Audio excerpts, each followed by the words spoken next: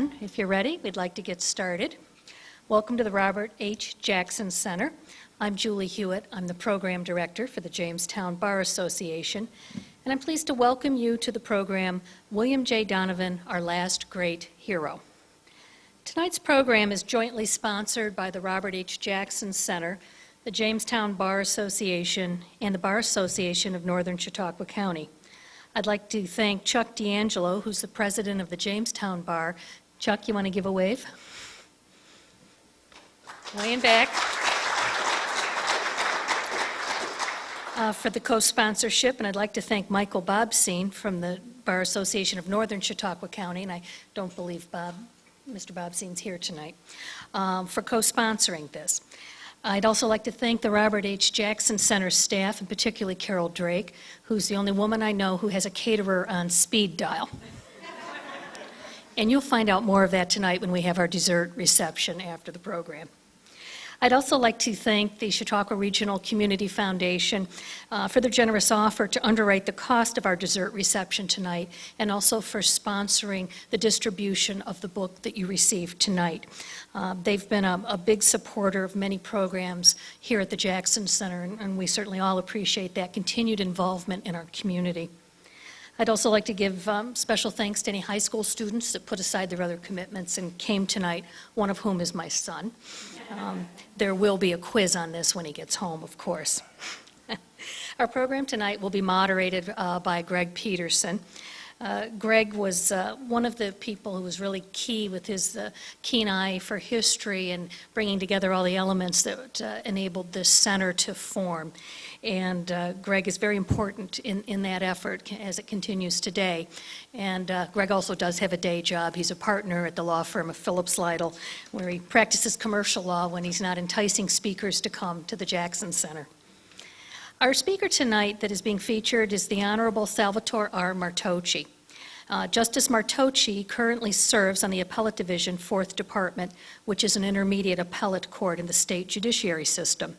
He has served as a judge since January of 2000, first serving as a New York State Supreme Court justice, then as an appellate court justice after his appointment in 2004 by Governor Pataki to the Appellate Division. Prior to ascending to the bench, Justice Martoche served as an assistant secretary of the U.S. Labor Department under President Reagan from 1986 to 1988, and as assistant secretary to the U.S. Treasury Department under both Presidents Reagan and Bush from 1988 to 1990.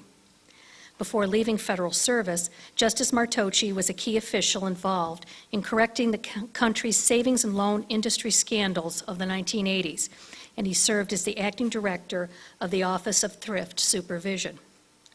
Prior to his election to Supreme Court, Justice Martoche was in the private practice of law in Buffalo, and he served as one of the 6 commissioners of the State Commission of Investigation, which investigates allegations of organized crime and public corruption statewide.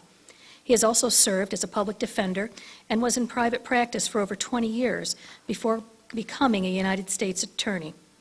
One of his most celebrated cases served as the basis for the book and the movie Hide in Plain Sight. He is widely credited with significant reforms in the federal witness protection program. Justice Martoche is also the recipient of numerous awards, including the Ellis Island Medal of Honor, the Alexander Hamilton Award, which is an award of distinction given by the Secretary of the Treasury, the recipient of the Buffalo News Outstanding Citizen, and the LaSalle Medal and Distinguished Alumni Award from his alma mater, Canisius College. Justice Martoche has had a keen interest in William Donovan for many years, and he's authored several articles on Donovan, which have been published in the Western New York Heritage magazine. With that introduction, I'd like to now welcome our moderator to the podium, Greg Peterson.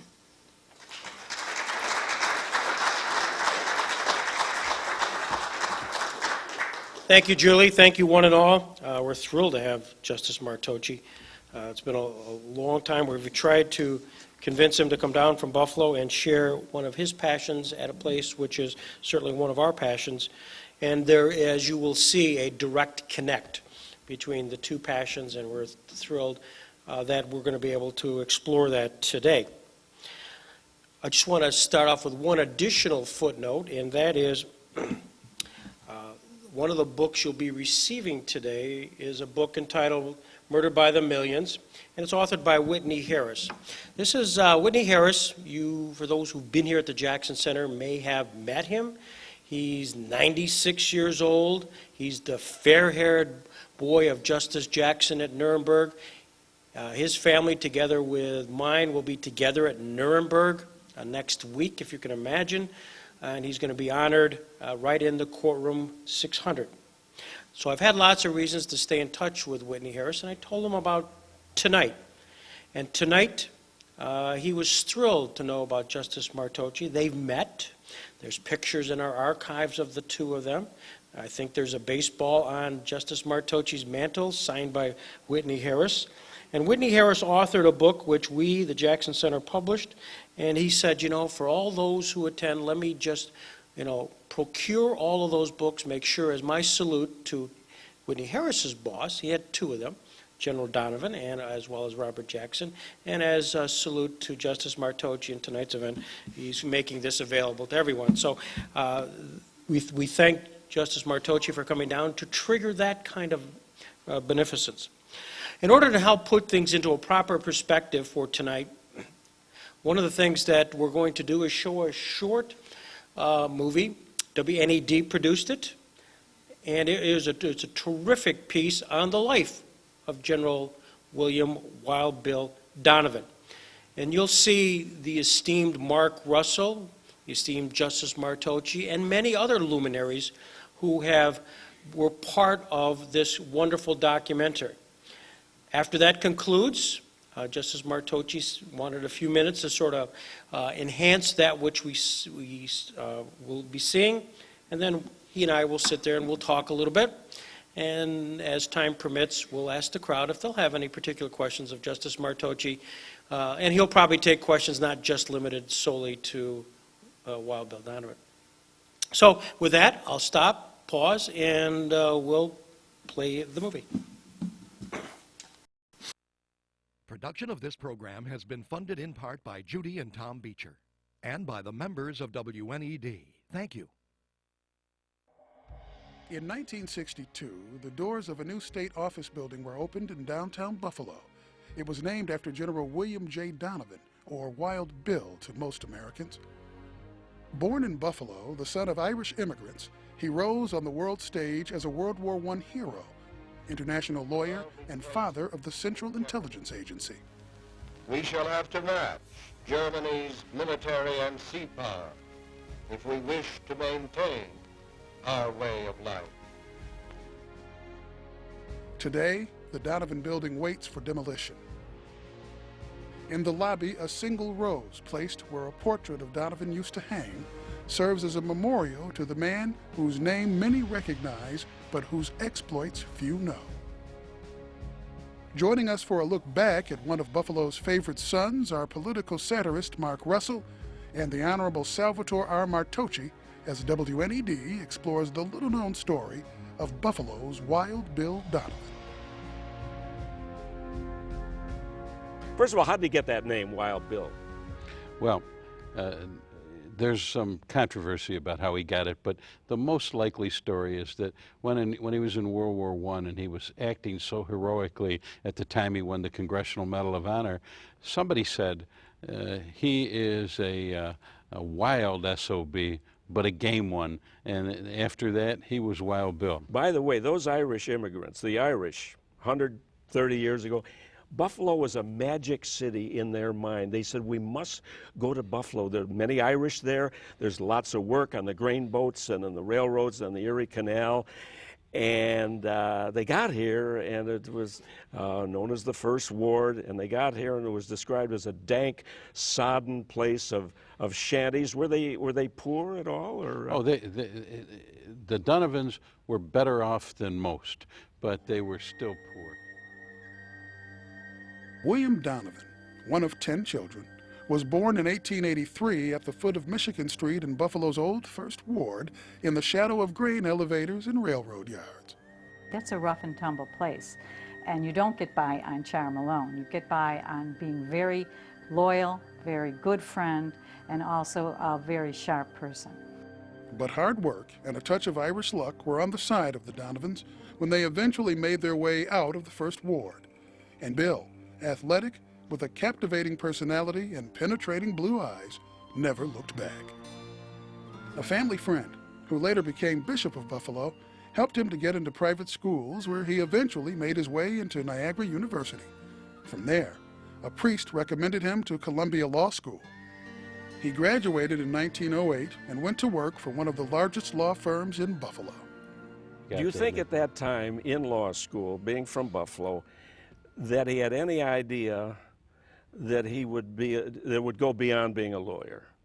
Do you think he was he interested in, might he be dreaming about politics at that time, or where do you think his career might have been in his own mind? You know, I think he was always a mile wide in his thinking. Yeah. He never foreclosed any possibility. That was his great strength and his occasional weakness. Okay, so he's a law student. He's an athlete. Back in Buffalo, and tell me about this group of guys that it sounded like they formed their own army. It sounded like like Teddy Roosevelt's Rough Riders. What was that all about? You're talking about the silk stocking Yeah, boys. and I mean, silk stocking. That sounds like a bunch of preppies playing soldiers. It was a pejoric term that was used by people who were sort of mocking these fellas. Oh, good. Okay. Donovan's law career had put him into a circle far removed from his roots in the First Ward. By 1912, he was part of Buffalo's privileged society. That year, he and 41 other Buffalo elite formed a cavalry regiment of the New York National Guard. They became known as the Silk Stocking Boys when at the time the cavalry was seen by most as more of a social organization than military. But for Donovan, it was serious business, and his charm, mixed with his hard driving and often overzealous personality, took him to the front of the ranks. At the beginning, it was Trooper Donovan. Just a couple months down the road, it was Sergeant Donovan, and before 6 months had passed, it was Captain Donovan, commander of the troop. In those days, National Guard units were allowed to elect their officers, and that's how in that very short period of time, Donovan became captain commanding this troop. The boy from the wrong side of the tracks had his first taste of the military, and he liked it. From then on, everything else came second. In 1914, he married Ruth Rumsey, a debutante from Buffalo's cream of society, and planted himself even deeper into elite Buffalo circles. Now seen as a rising star in the East Coast establishment, the Rockefeller Foundation sent him to assist Herbert Hoover with humanitarian efforts in war-torn regions of Central Europe. It was 1916, and a turning point in Donovan's life. From Donovan's point of view, it was an important trip. It got him in touch with numerous German, Polish, British, and French European officials, all of which added to his own stature as an American negotiator of some significance.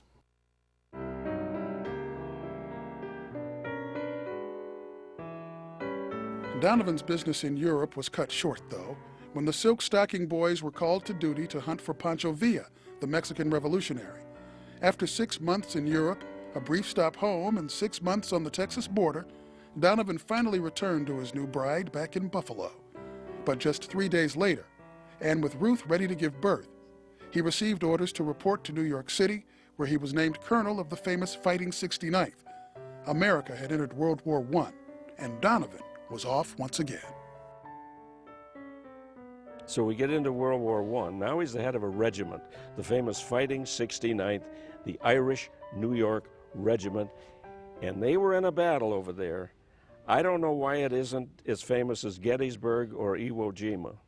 Yeah, he was at Landers at St. George, and he was trying to cross the River Ork. He was commanding the remnants of one of 3 regiments that were supposed to try and take this position across the river, which was only 20 feet away, but the river was in a gully, and they had to go down and then come up, and they were exposed the whole time.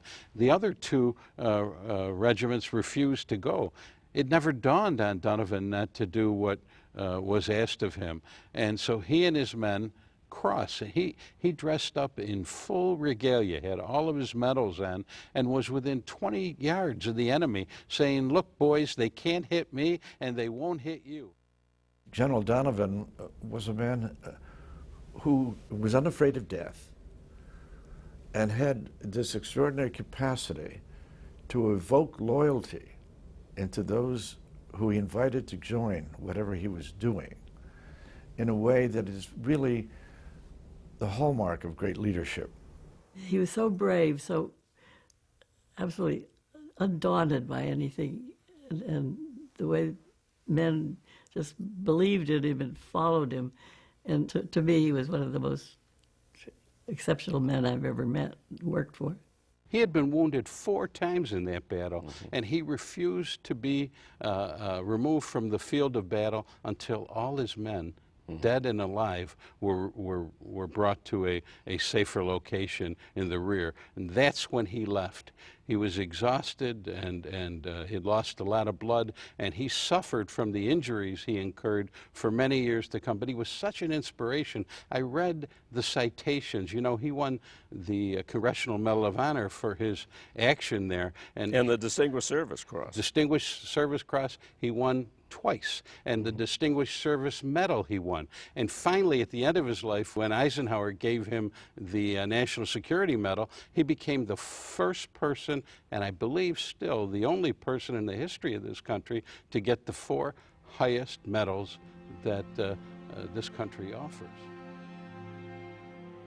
In 1918, the 35-year-old Donovan had made a grand entrance into the national spotlight and returned to Buffalo as one of the most decorated officers of World War I. But pain accompanied glory. Through tears, he told his brother Vincent, "When I think of all the boys I've left behind me who died out of loyalty to me, it's too much." Donovan, once again working as an attorney, promised Ruth that he was home for good. But the promise rang hollow. After he was retained by the largest banking firm in the nation, the House of Morgan, he spent a year in Europe and Russia conducting private financial negotiations. Indeed, he interrupted his second honeymoon with his wife, an example of the personal cost that she suffered as a result of his interest in sort of the intrigue side of diplomacy, the secret missions, the private negotiations, the special collection activities at the behest of senior Americans. He returned to the States with a hefty salary in the bank, and it looked like there might even be some normalcy in his life. In 1922, during Prohibition, he accepted an offer from President Harding to become the U.S. Attorney for the Western District of New York, which included Buffalo, a wealthy city, an industrial city, and a first-class drinking town. Donovan would have his hands full. Well, then, all hell breaks loose because, remember, drinking is illegal. You cannot sell, you cannot consume alcohol. And Donovan really championed that side of it by the famous raid that he conducted in Buffalo. Well, there were actually 2 of them on successive days. He said, "We have one law, not 2 laws, one that applies to the poor and one that applies to the rich." He said, "You know, I've raided places like McVann's and the Barrel House on Chippewa Street. I've raided the Little Harlem." These were saloons, speakeasies, illegal bars. Remember, there were 8,000. Now, I looked and I wondered if it was a misprint. There were 8,000 speakeasies in Buffalo. It was second only to Chicago. He had an epidemic on his hands, and he said, and he warned the people at the Saturn Club and also at the Country Club in Buffalo. Saturn Club was, both these clubs were clubs for the elite in Buffalo society, and he was a member of both of them.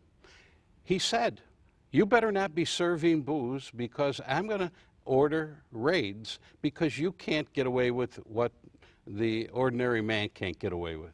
They didn't believe him. The raids in 1924 alienated Donovan in his hometown and among the city's privileged class. A year later, he accepted President Coolidge's offer as Assistant Attorney General and moved to Washington, D.C. Within 4 years, he was offered the vice presidency by Herbert Hoover.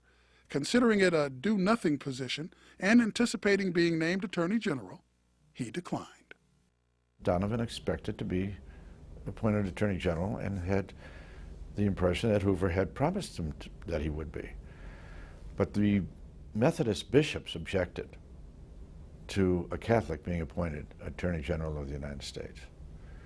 So Hoover offered him several other things. Donovan wouldn't hear of it. He never again spoke of Hoover with any kind of warmth or affection, I can assure you. By 1932, he was ready to take another stab at politics and was back in Buffalo to kick off his campaign for governor of New York at the Broadway Auditorium, a move that many considered a stepping stone to the presidency. But he was stunned, losing even in his hometown, where the memory of his Prohibition betrayals lingered.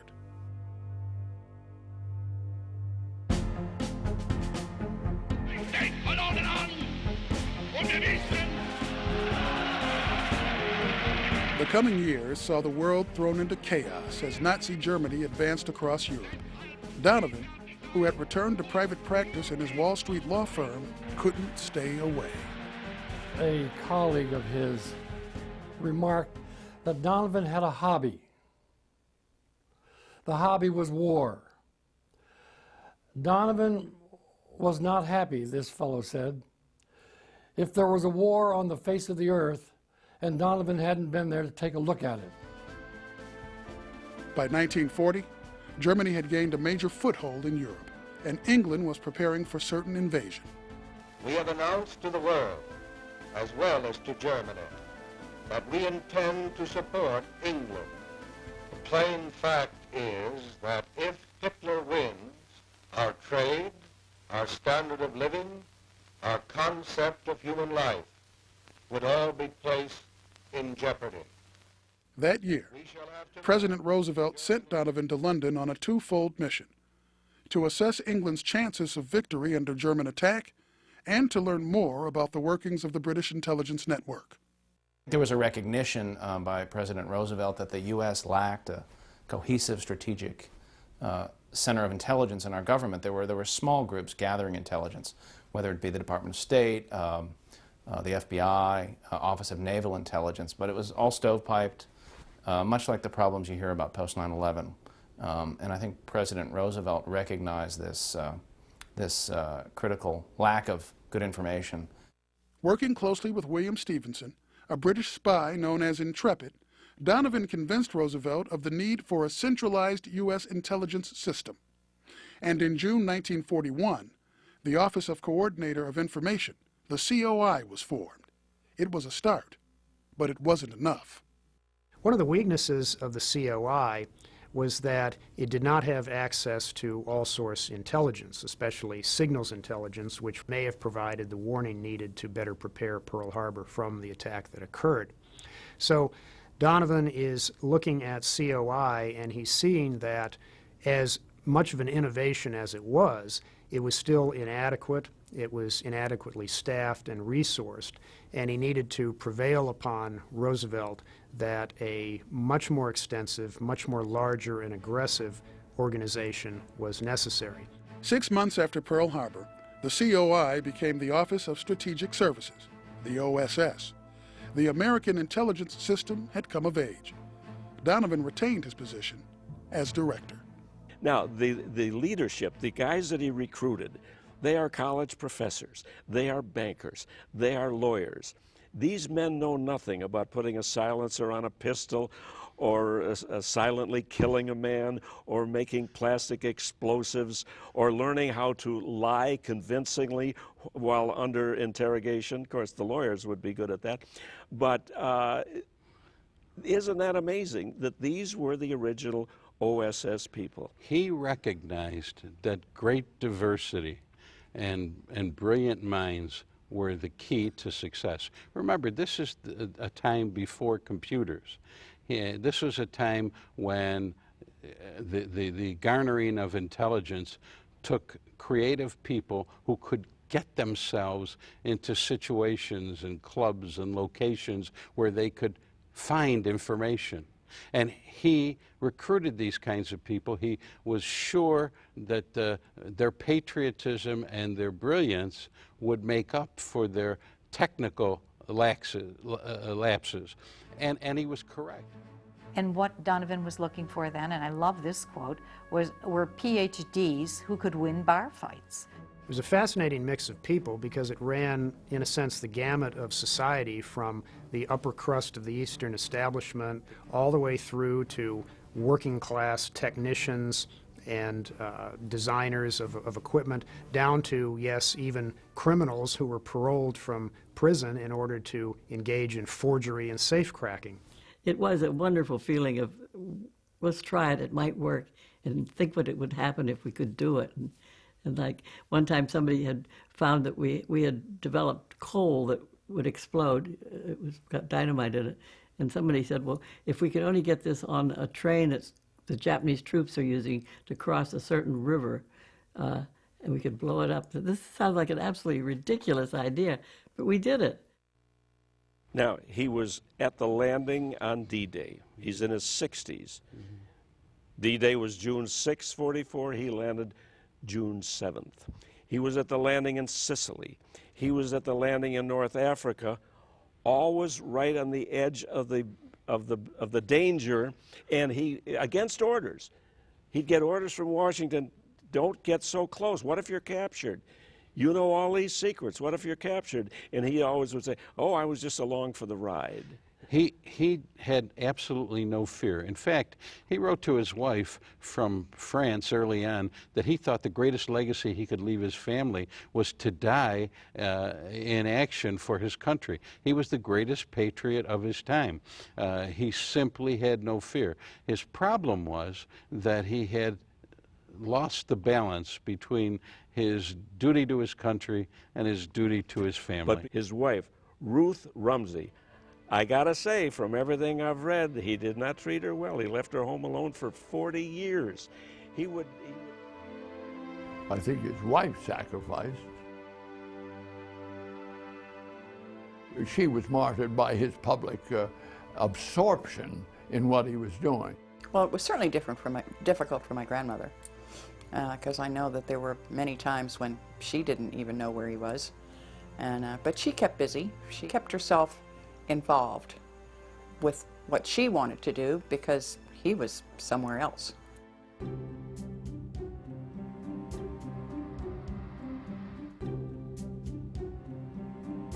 The coming of peace in 1945 brought the demise of the Office of Strategic Services. Donovan struggled to keep the OSS together, but Harry Truman, now in the White House, would have no part of it. He viewed the OSS as a potential threat to American liberty. He was partial to the notion that OSS was potentially an American Gestapo, and he wanted to have it disbanded as a result. Truman did not like Donovan. He cut out OSS entirely, assigned the OS research and analysis to the State Department, and all other parts of OSS went to the military, went to the Joint Chiefs of Staff. He viewed Donovan as a political threat, as a bureaucratic rival, as a source of opposition within the administration, and he essentially just wanted him out of the picture as quickly as possible. Truman gave Donovan 10 days to clean out the OSS offices. But within months of returning to private law practice, he was contacted by another Western New York native who was leading the prosecution of Nazi war criminals at Nuremberg. And Robert H. Jackson, another local boy from Jamestown, he was a Supreme Court justice. That's right. Jackson was asked to step down from the Supreme Court and go over there and head up the prosecution. He agreed to do this. He had two people, his son and another guy. He had no idea how to fund this or how to win the support of the American people. So he had dinner with Donovan, and he realized immediately how much help Donovan could be. Donovan joined him, but he had a real tough time being anybody's second banana. So he goes as his special assistant, as Jackson's special assistant. They go over, and while Jackson is in England trying to get the ground rules straight, Donovan interviews Herman Goring. It's amazing. Two guys from Western New York working on such an enormous thing. Yeah, and so when he talks to Goring, Goring says, I'll testify against 5 or 6 Nazis. All I want is not to be hung. You give me a firing squad. Donovan's response was, dead is dead. And he said, if that's what you want, we can do that, if that's what it takes to flip you.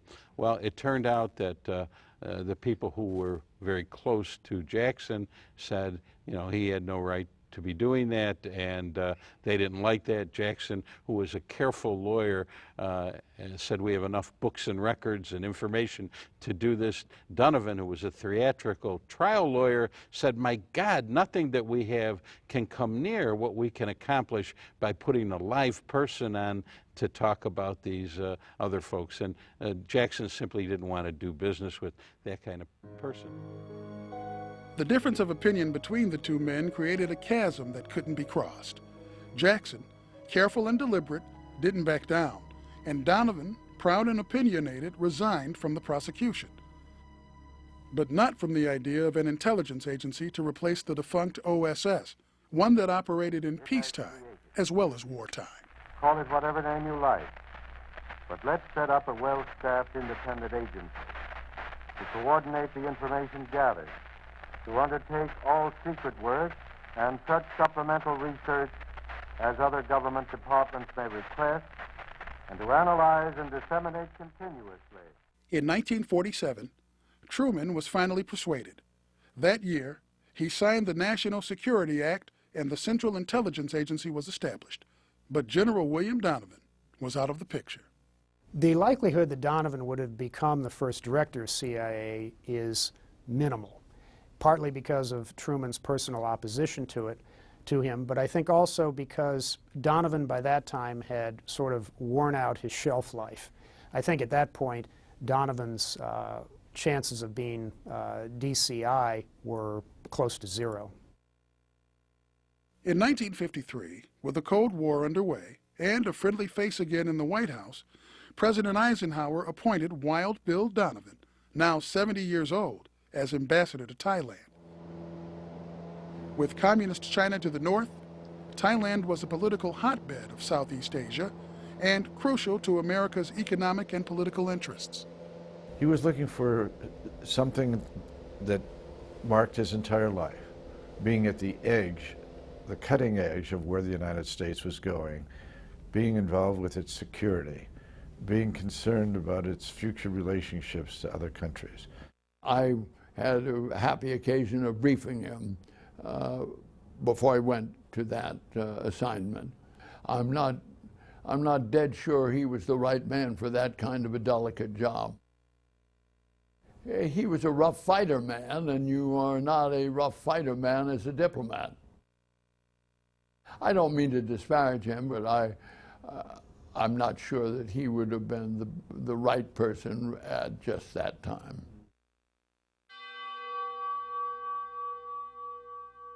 Thailand was Donovan's last appointment.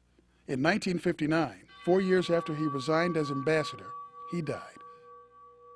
His wife Ruth and William Vandenhovel were at his bedside.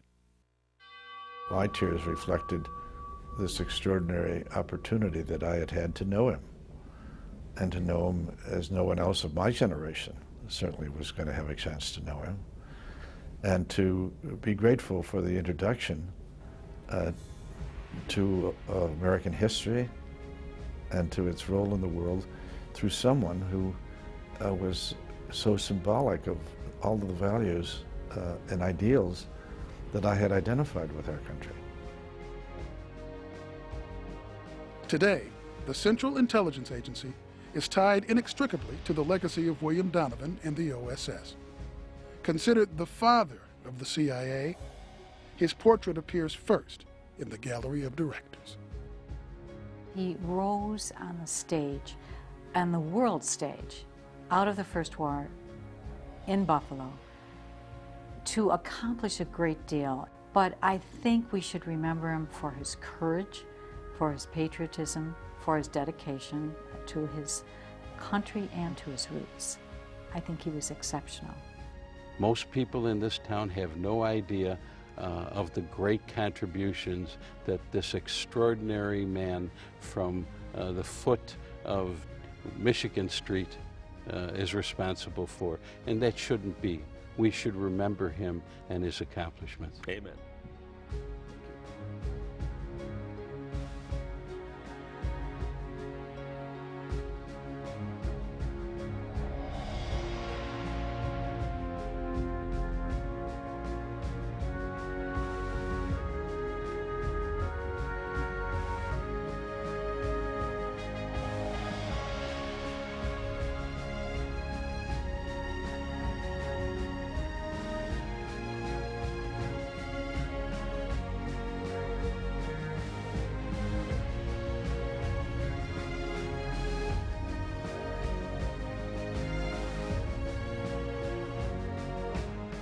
Production of this program has been funded in part by Judy and Tom Beecher and by the members of WNED. Thank you.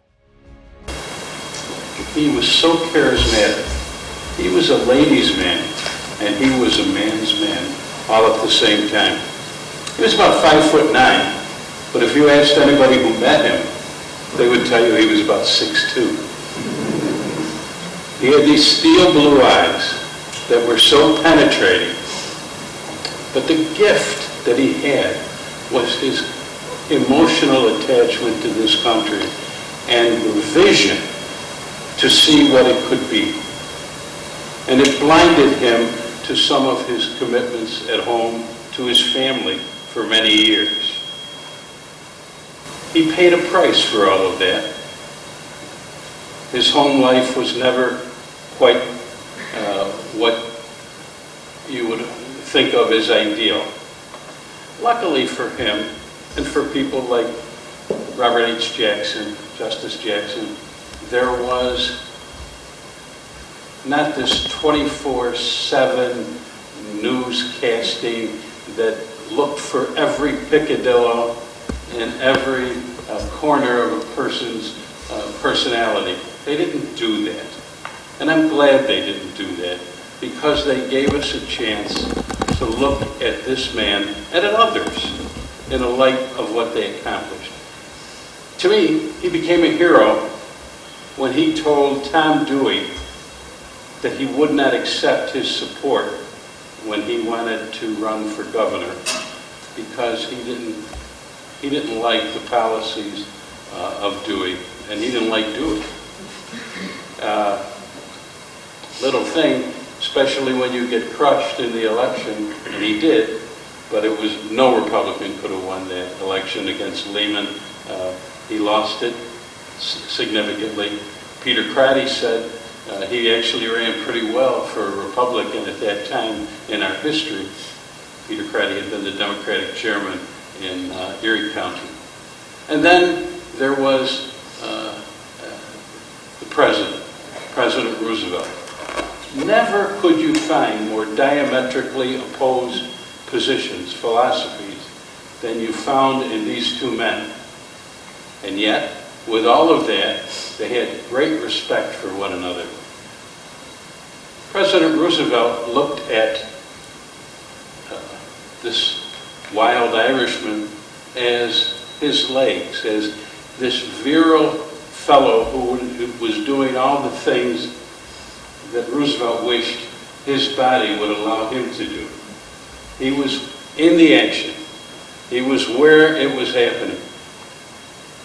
At the Battle of Ork, at the River Ork, when the other two remnants of the other two regiments refused to attack, he attacked. And I read the letters from French peasants who were there, from German prisoners, as well as from the American troops. And they said this guy was possessed. There he was, with all of his medals on, standing up there, daring them to hit him. He lost 2 adjutants that day. The second one, who was his adjutant for less than 24 hours, was Joyce Kilmer, the poet, who wrote Trees. That was his second adjutant to go down. And he happened to stand up at the exact wrong moment and took a bullet that would have pierced Donovan's heart. This guy, who was not the brightest guy, not the strongest guy, physically, although he was strong and he was smart. There were other people who had those qualities.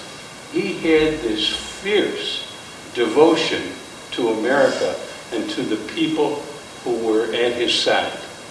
He believed so desperately in the future of this country. He could see ahead. He could see what America was going to be. And he wasn't going to let anything get in the way. Now, one of the big differences between him and the Jackson, as he had done in the Karamazov case and so often in his career, in this beautiful, eloquent way, said there are limits. You know, national security can only go so far, and then we have to look at the precepts about in which this country is built, and we have to say enough is enough. Donovan says, until we're secure, it was just a different twist. Until we're secure, we have nothing, and we can't build on anything. So we have to maintain our security. The British, with whom he formed a major alliance, loved this guy. He was able to do, in a matter of 4 years, what it took them 40 years to do, 50 years. He was extraordinary. He grew this agency from a few hundred people to 13,000. He had Julia Childs, he had John Ford, he had the best professors, he developed systems of cross-referencing. He had people going in and he trained them in listening. He trained them in how to look like they were drinking and not be drinking, so as to loosen the tongues and the lips of people who had information that could be valuable to our survival.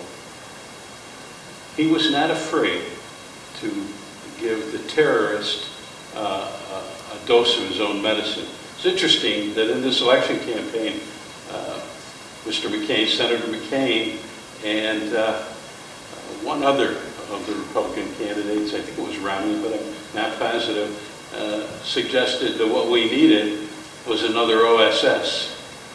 Another OSS. But an OSS meant another William J. Donovan, and there could never be another one like him.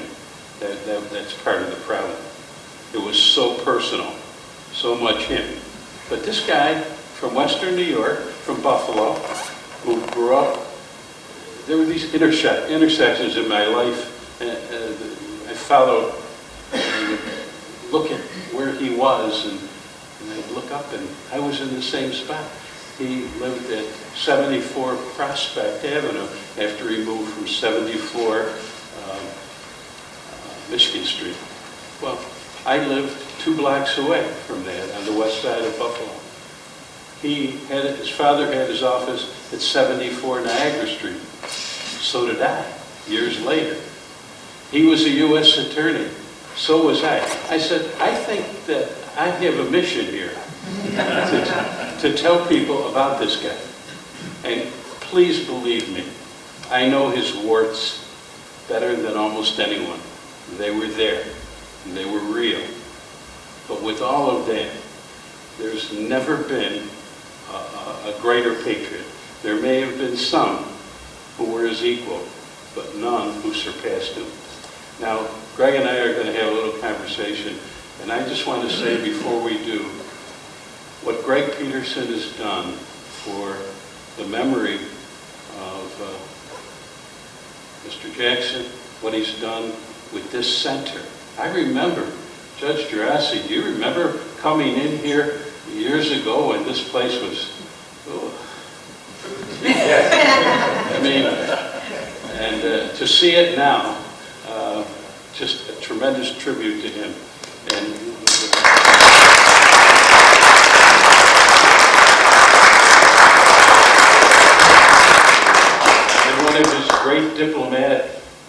accomplishments. He got the north and the south of Chautauqua County bar associations to co-sponsor an event. That in itself. But it's an honor to be here with you tonight, and we'll talk a while, and then any questions that you think I can answer, I'll be happy to try.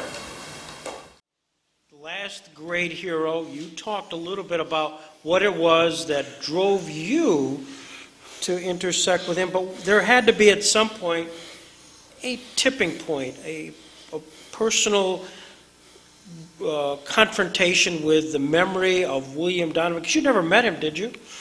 No, I'm ashamed to say I was too much of a kid involved in those things. He died in 1953, and I was just not aware, as I should have been, of his greatness at the time. I could have met his children. I did talk to his grandchildren. His son died shortly before I really went on my crusade. His son, quite an interesting guy, he married a friend. There were two children. Donovan had two children. He had a daughter, Patricia, who died at 23 in an automobile accident. She was speeding, and they lived in Berryville, Virginia at the time. And he never quite recovered from that. One of her girlfriends was from Warren, Pennsylvania, Mary Grandin. Mary Grandin wound up marrying David Donovan. Now, I really think that it started with her infatuation with Wild Bill. Like so many girls and women, the guy just was overwhelming. His persona was just overwhelming. He was charming. There was a line that John Ford used. He said, "This is a guy who would parachute behind enemy lines, get into firefights." Can I say a bad word? Sure. We'll edit it.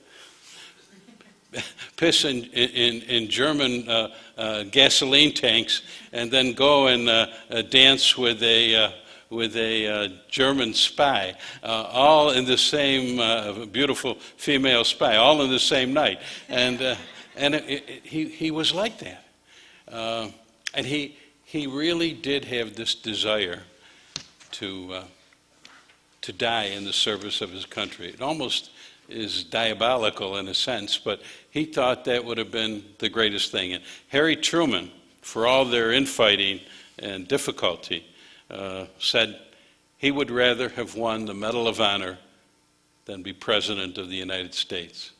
Harry Truman was befriended as a freshman senator by a senator by the name of Burton Wheeler, who was an American First socialist from Montana. And Burton Wheeler had been indicted in the Harding administration. And when Stone, Attorney General Stone, who later went to the Supreme Court, took over, he said to Donovan, who was his pupil and good friend, and he said, "Will you take a look at this and tell me whether this warrants indictment or not?" And Donovan said, "Yes. It does." Well, the guy was indicted, but he beat the rap, as they say. He had a long memory. He never forgot what Donovan did, blamed him for the troubles that he had, and it was over gas and oil leases and some inside hanky-panky. In any event, when Truman became president, he had been poisoned beyond belief, and the fact that he was cut out by Roosevelt in the dissemination of the information that was being gathered by OSS, he knocked them out. And you saw the way he did it. He gave him 10 days to disband this 13,000. It was really pretty petty stuff. He realized in a couple of years that he made a horrible mistake, that we needed an intelligence focal point, and he really, that's when the CIA was formed, but Donovan wasn't going to get the ticket to run that agency. And Fisher Howe may have been right. By that time, with the war over, it might have been not the best time for the kind of aggressive leadership. See, Donovan believed that you do not grasp greatness unless you're willing to take chances. He was not afraid.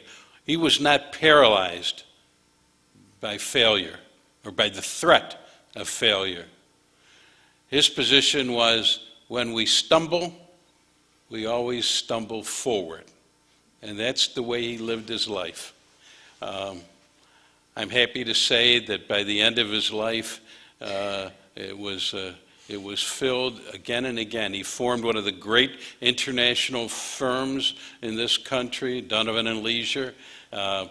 He led the effort for a united Europe well before the modern position took hold in this country. He was ambassador to Thailand, but it was really much more. He saved the lives of thousands of nationalist Chinese troops who needed to be evacuated when the communists overran the country. He saved them. He also built a beachhead and against communism, and he took some issue with President Eisenhower. Eisenhower loved this guy. The reason he called him the last hero, and he's the one who gave him that moniker, was because Donovan was not a West Pointer. He was not from an elite family.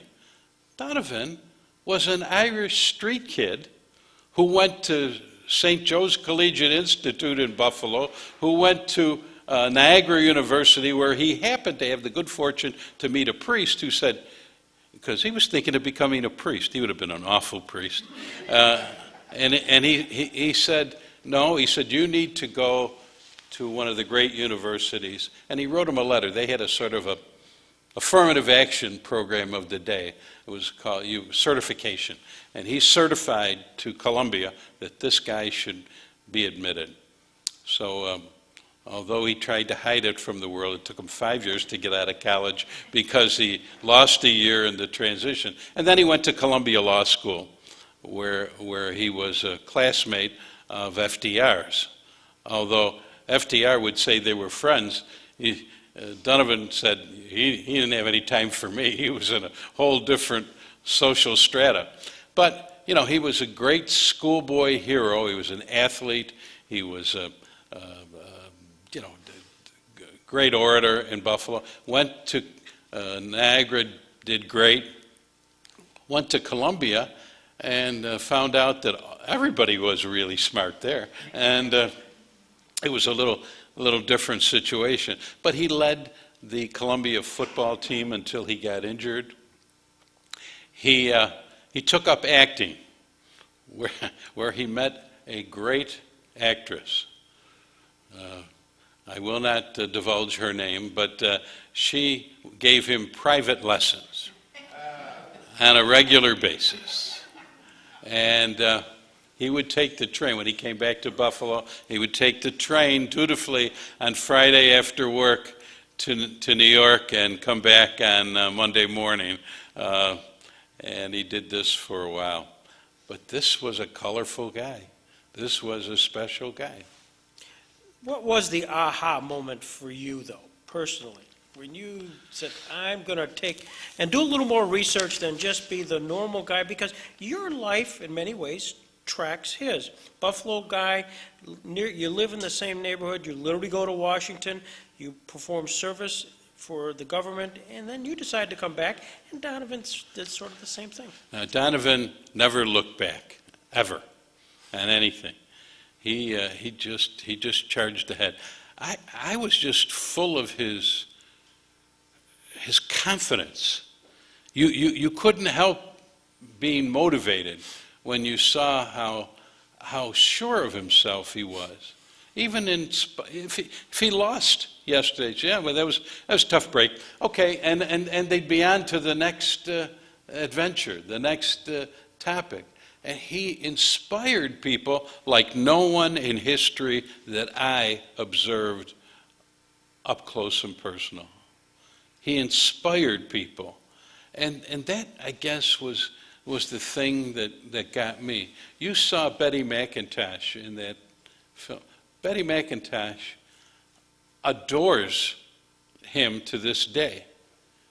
I mean, Ambassador Vanden Heuvel, who's the head of the Eleanor and Franklin Roosevelt Foundation, he was an ambassador to the United Nations. He says the greatest man he ever met wasn't Bobby Kennedy, wasn't Jack Kennedy, was William J. Donovan. When I hear stuff like that, by the way, you really ought to get Vanden Heuvel here. He's another guy who's up there in years, and you ought to get him here before it's too late. And you have his number. I've got his number. What are you guys doing next month? But that's what I think got me going, was his courage, his charisma, his never quit attitude, his ability to take people and make them allow them to follow him, to be comfortable in following him, to never abandon them. He had so many of his boys, as he called them, who needed a break here and there, needed a few dollars. Donovan was always there to take care of them. When they came back from the war, they were coming back, and there was a ticker tape parade down Broadway, and his boys marched in full uniform with bayonets and their rifles and their metal helmets, and they were singing In the Good Old Summertime. And there was which was sort of their informal song, and they came to where the wounded and those who could not make the march with them, and the families of those who died, which were a significant number, and he stopped them and brought them to present arms, and it brought tears to the eyes of everyone, including him, when he did that. It was an unscheduled event, and he did that. He became a hero to me when, as U.S. Attorney, he said to his friends, to people that he knew and respected, he said, "You can't get away with breaking the law. The law is no different for you than it is for that African-American guy down the street, or that Chinese guy, or that Italian guy over there. It's all the same, and you have to obey it." It's really kind of ironic. He got sort of rode out of Buffalo because he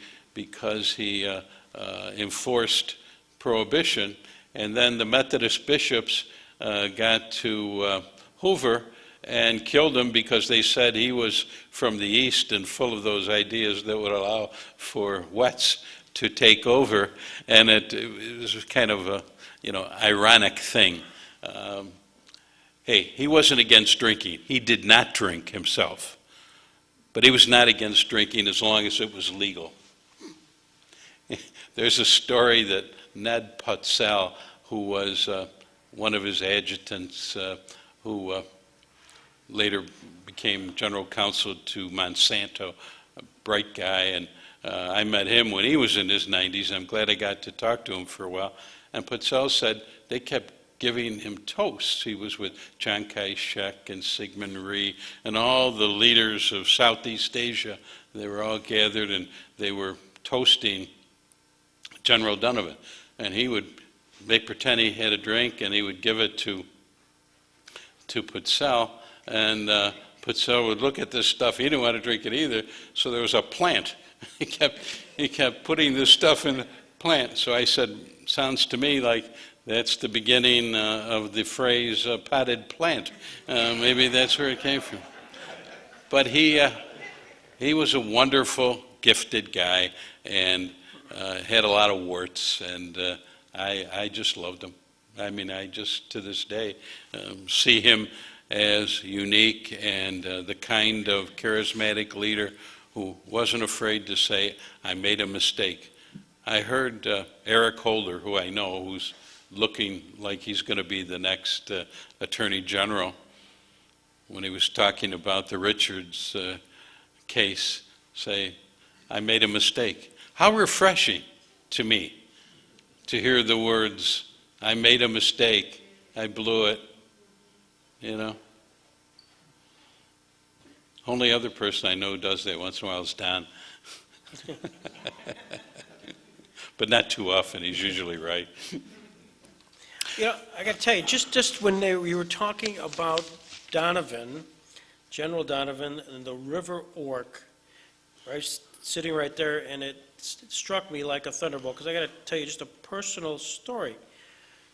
My grandfather was in World War I. He was gassed, and he was deemed missing in action and thought dead. I did some research, and I found out that, in fact, he was part of the Fighting 69th. Oh, get out of here. He was, we went back, with my dad and I, we went back to France and went to and found the River Ork, which, as you described, is, they thought, from all the advanced intelligence at the time, it was a river. When in fact, it was just a brook at best. And so Donovan, and I didn't put us all together till just tonight, so I'm sharing this with you, is Donovan was one of those guys that, as it turned out, made sure that my grandfather got off the field, put in a hospital, and there, it turned out it was one of those hospitals where they didn't have a lot of good record keeping, so that's what happened, but ultimately saved his life. So there was a personal connect here. I'll just share that little story. My grandfather, who lived till 1964, and a story of which he never told, but we sorted that out, and only tonight did that whole 69th Donovan-Peterson connection, aside from the Jackson connection, all hit. So I thank you for sharing that with you, and I wanted to... Well, that's great. That's great. I'm glad, because you might not have been here otherwise.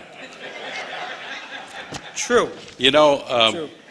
Donovan, I did some research a while back and talked to the historian at the Chautauqua Institution, and Donovan did speak there on one occasion, and he spoke about the need for the nation to be prepared, and it was, I have something here that I just want to dig out, if I can find it, which I probably can't. The official program was in the Chautauquan Daily, and that's all right, I'll pick it up later. It shows him speaking at 1:30 on the need of intelligence in order to formulate a foreign policy. And next to it is an ad from Panama Rocks in Panama, New York, and it says, "A site worthy of a long journey." That was a long journey to go to Panama Rocks at that time, one of the greatest wonders of the country. Come and see the marvelous rocks of Panama. I don't know why, but that just really gave me a chuckle. He called for firm, clear-cut, informed foreign policy from the AMP. He did that here. I don't know, we have no record of him appearing on the stage at Chautauqua on any other occasions, but there was at least that one. he was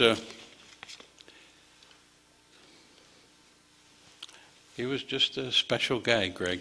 This movie was 30 minutes that we just saw. If WNED told you, Justice Martoche, you've got an hour, what would you have added? Oh, gee. One of the things I would have done was concentrate more on his time in Buffalo, because the formation in Western New York, the formation of so many things in his life really are the result of people who took him under their wing.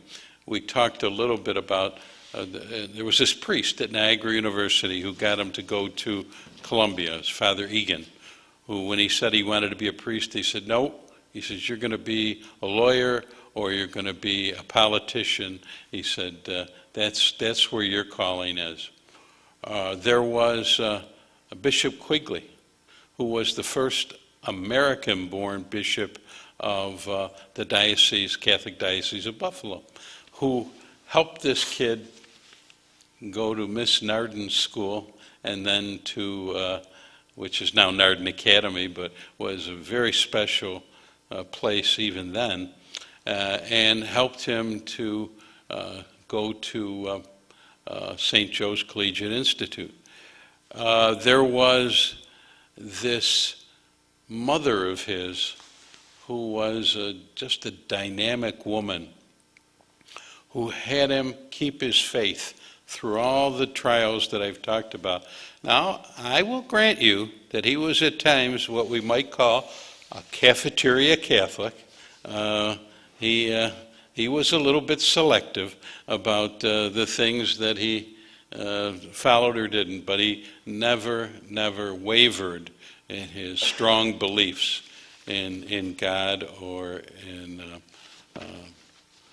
the church. And I think that I would have concentrated more on that.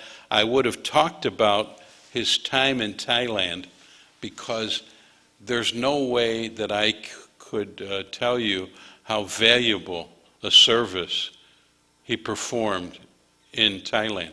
There's one other little bit of service that you should know about.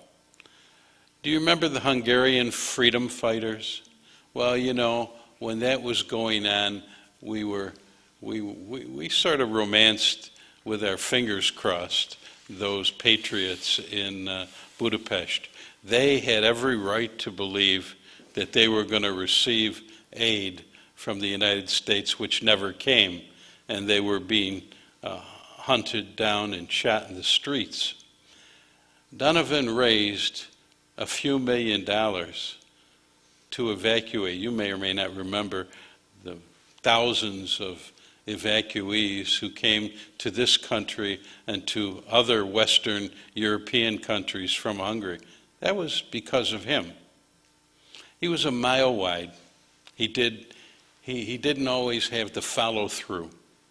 He didn't always have the discipline to stay with one thing. His mind just worked in too many directions at once. He needed a handler. He needed somebody to slow him down, because he was like a fine thoroughbred that was going all over the course, and he just needed to pick a line and stay on it. Let's talk about you. Let's talk about your biography, and the thing that, when I think of you, that I don't know that much about, but I'd love to have you share, is this whole concept of the movie, which got James Caan and all that, the hide in plain sight. You're very much part of that story. Could you give us a little bit of the background and kind of what that was? Because many of these folks saw that movie. Well, if you saw it, you know it was a pretty terrible movie. But the story itself, the real story, is much better than that movie.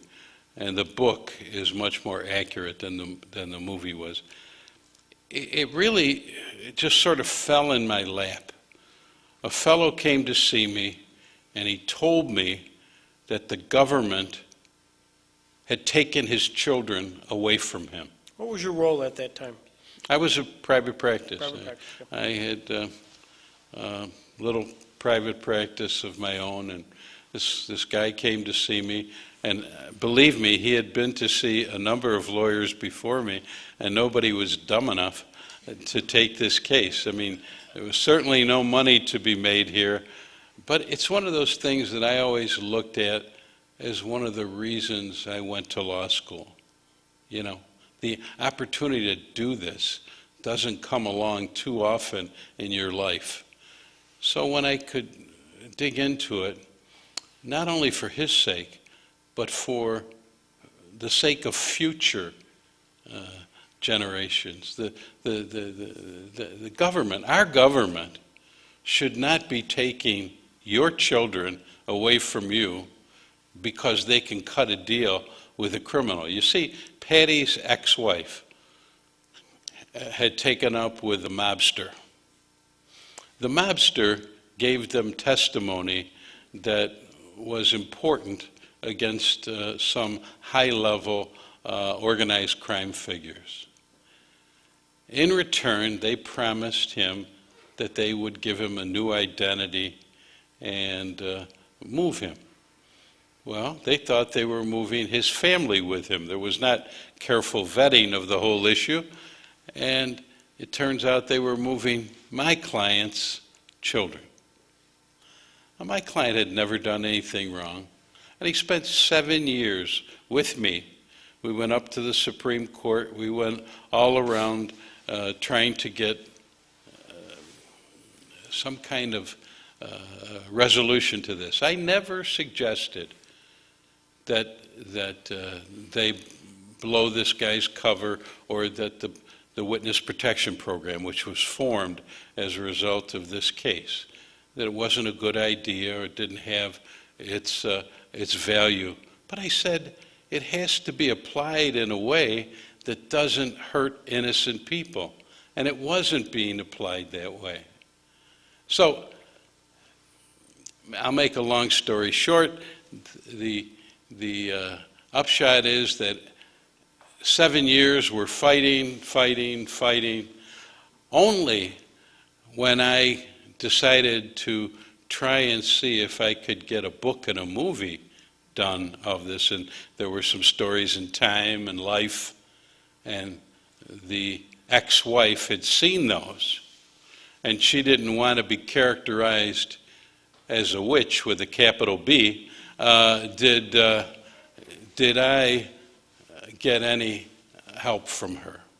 And by that time, she and Calabrese were, Patty Calabrese was the guy's name, and they were having their own problems. And so we were able to help him get reunited. But by that time, the relationship was so ruptured that it was never the same as a normal relationship. He does keep in touch with them even now, but they live out in Nevada, which is another great thing. If you're an organized crime figure from Western New York, one of the places you shouldn't be going to live is Nevada. And he went to Reno. That's where he finally wound up. It's a sad story. I did find out through Justice Department sources later when I became a U.S. attorney, and they really screwed around with me because of that. They were wondering if some organized crime figure had put me up to doing that. There were some people who, after all, well, I'm not going to go there. But there were a lot of things that are different today than they were then. And we made the program a better program. We made the program work. And my testimony and at a number of congressional committees and some of the legislation that I participated in drafting made a difference. And I feel real good about that. I wish the movie had been more accurate in its portrayal, because it would have been a better story, and it should have been told on more levels. It was just the base level of a guy who searching for his children, and they never got into the intricacies of the events that made that happen. But here's a guy with no money, a real poor schlep, as they would say, you know, and he's left to fight the United States government on his own to get the right to see his children when there was no allegation of any wrongdoing on his part. He paid his child support. He visited his children regularly. Just breaks your heart. But it's different now. They're a little more careful. They tell me. Actually, I know that from my years when I was U.S. Attorney. You've accomplished so much. What's your highlight? You know, look, I guess I look at it this way. I was a guy who was blessed to be in the right place at the right time. You got to have an opportunity, and then you got to be willing to seize it. You can't, as Donovan would say, you can't shrink from the opportunity to face down the opposition. If you have clean skirts, you go for it. You do the best you can, and I tried to do that. They're all highlights. I've loved everything that I've done. I've never had a day where I said, I wish that I didn't do that job. I loved being U.S. Attorney probably as much as any job I ever had. And I think we tried to do it with a way that said, just because you have a sledgehammer, just because you have the power, doesn't mean you have to swing the sledgehammer in every situation. And sometimes public opinion gets skewed by the media, by the horrendous surroundings of an event. I'm not saying that there are not a lot of bad people in this world who need to go away for a long period of time, but we have to have discretion. For a long time in this country, they had sentencing guidelines, which became sentencing mandates, and it's not a good thing. Judges should have the ability to discern, should be able to look at somebody and say, yeah, you did the same thing that he did, but you're 17, he's 47, you've never done it before, he's done it 4 times. Make some distinctions. And so I guess I'm a Libra. I'm always looking for balance. You know, we have wonderful law enforcement officers, we have terrific judges, but sometimes we all lose our way in trying to protect the country. My hero, General Donovan, might be classified with that same group of people. I don't think I would be. I think that I would be much more likely to be considered a milquetoast because I truly believe that the amount of incarceration we give to individuals in this country is probably too much. And the amount of time we spend on trying to rehabilitate people is way too little. I remember when I had a bright idea. There was a place called Eisenhower College in the Finger Lakes, which now is a chiropractic school. And I suggested that we use it as an institute for giving bright inmates a chance to pursue higher education. And there's no second chance. They go, and if they screw up, they're gone. Well, the outcry, as you can imagine, I was sort of naive.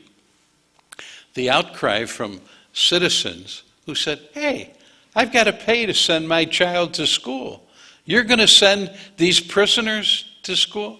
Well, you know, it's a lot less expensive to send them to school than it is to send them to jail.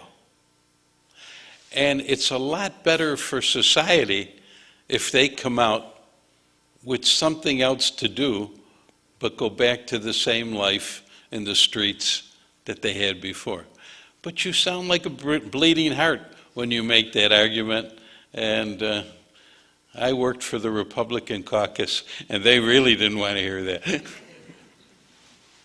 Anyway, I've been blessed with a lot of experiences. I'm middle of the road. I'm not the most liberal. I'm not the most conservative. I'm not the smartest. I'm just a regular guy who fell into a couple of opportunities, and I've tried hard to do what I thought was right. Not that I'm telling you it always was, but I did the best I could. And I wasn't put off by what was going to happen to me, which I think is really important. You can't say, well, this may ruin my career. Once you start thinking like that, you have no business doing any of those jobs. Anybody have any questions of, yes, Don? Having been a U.S. attorney, and I am familiar with Jackson's letter when he was Attorney General to the U.S. attorneys, telling them that essentially, and Greg can quote it better, to stay out of politics and don't think you're the best thing that's walking the street. How do you feel, what's your reaction to the Gonzalez problem with the firing of the U.S. attorneys around the country that resulted in his resignation as Attorney General? From what I know, and I always put that caveat in because I don't presume to know what insiders might know, I think that the Attorney General should be ashamed of himself. I think that place demanded more and needed more. I worked for a guy for a long time who offered me the job of a lifetime, the head of the criminal division, and I didn't take it because I thought that he had to go. That was very hard for me to do, but I did it. And he was a great guy. And when I was U.S. Attorney, he never interfered with what we did. He gave us some marching orders, and we took them, and we went with them. Today, these marching orders are like report cards, and it wasn't like that. But the Attorney General sets the tone, Don. The Attorney General has got to lead the way. And he's got to have people around him who know the difference between, you can walk on the edge if you're a criminal defense lawyer. You can dance on that edge. But as a prosecutor representing the United States of America, you can't get too close to that edge. It's not right. And that's how I look at it. Ron? In the book on Donovan, with regard to World War I... Which book are you talking about? America's Greatest Hero. That book by... I'm drawing a blank now, but okay. They cover this battle in World War I, and it was my understanding, and I may have misread this, my understanding that Donovan was kind of in charge of the thing, but also Harry Truman was an artillery commander in that and refused to go forward when he was ordered to do so, and that was what the connection was with regard to Truman cutting down. I've heard that story. I don't believe it. I mean, he might have been there in the artillery that was not bombarding, but there were two other infantry units that were supposed to go, and they didn't go. Now, I had heard allegations that one of them was under the command of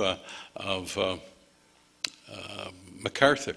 Now, I don't believe that either. By the way, MacArthur said that the greatest soldier he ever saw and the greatest officer that he ever saw in battle was Donovan.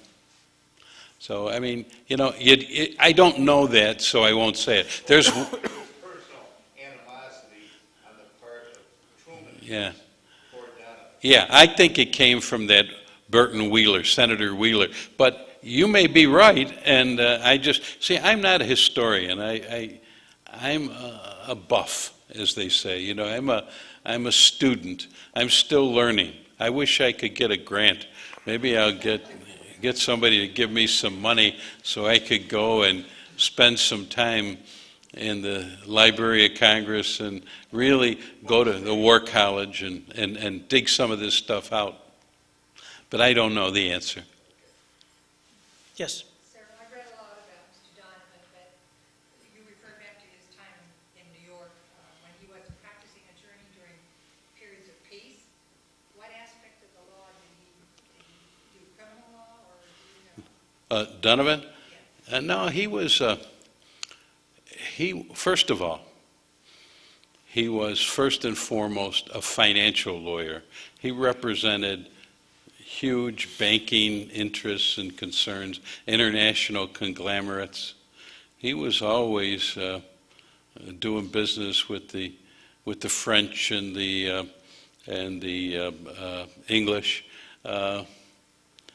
If you heard him in those clips, he didn't sound like he came from the east side of Buffalo, did he? But then again, neither did Justice Jackson.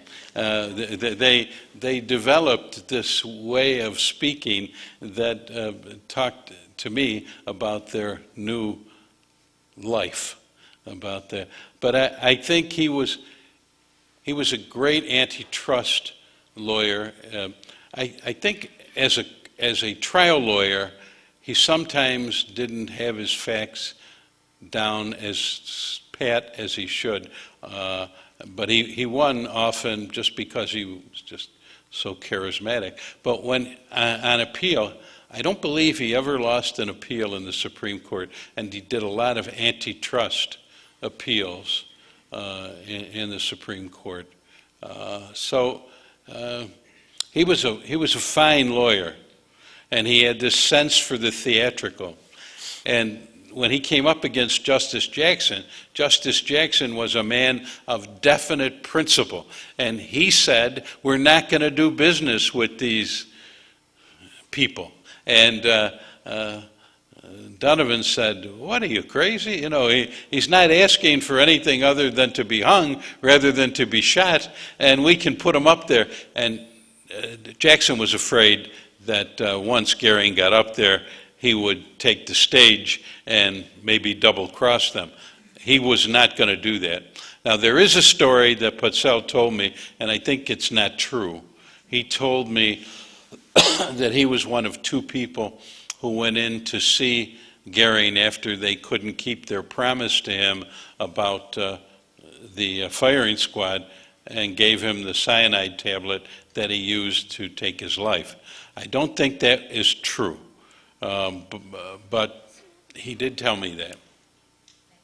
Yes. How important was the work of the OSS to the wartime members? I'm sorry? How important was the work of the OSS to the wartime members? How good was it? How important? How important? It was priceless. It was absolutely important. It saved our country thousands and thousands of lives. It saved us from having the war come to our shores because we had intelligence. We knew what they were doing. God bless the Navajos. We used those Navajo. That was Donovan who said, you know, those guys got something going there. You know, we should take advantage of it, and he did.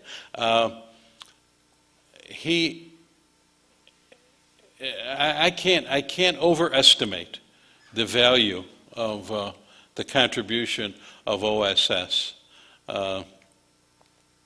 You know, it was it was superlative. I remember there's a story, he and Donovan, that is, and Secretary of the Navy Frank Knox were going over on a trip for President Roosevelt, and they flew from from wherever they were to Pearl Harbor. It was a couple of thousand miles, but we had to have some things that justified it. There's one theory that President Roosevelt knew about the attack coming in Pearl Harbor, but that he needed that attack to take place before he could motivate the American people. I don't think that's true, but there are people who swear it is. But to repeat myself, they were very, very important, and that was the birth of the American intelligence system. But he loved the intelligence aspect, he loved the scientific aspect, he loved, putting this all together. Remember, in this age before computers, he had all these cross files and checks, and it was really kind of nifty. But the thing he liked best was special forces, and he considered those his special boys, and he would parachute into behind enemy lines with them on a number of occasions. Any more questions?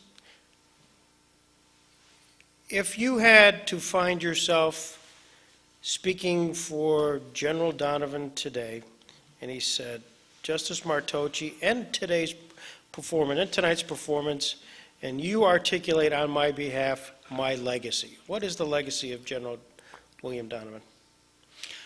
Well, I think his legacy is that fortitude, love of country, determination, dedication has no substitute. He would say, if you believe in something, you have to put your entire heart and soul into it, or you're a fraud. And he would say, the world is full of frauds, and you have to be different.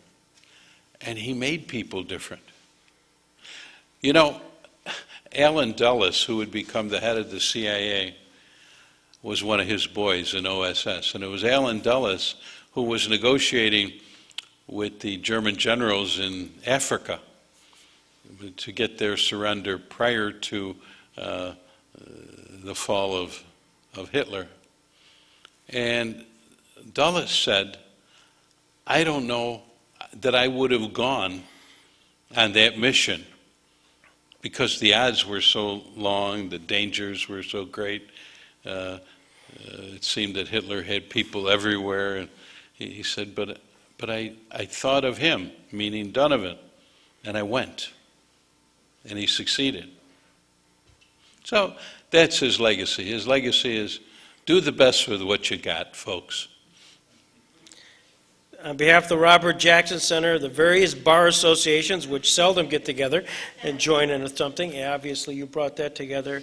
And on behalf of the Chautauqua Region Community Foundation and everybody here, to Justice Salvatore Martoche, we say thank you. This has been terrific. Thank you.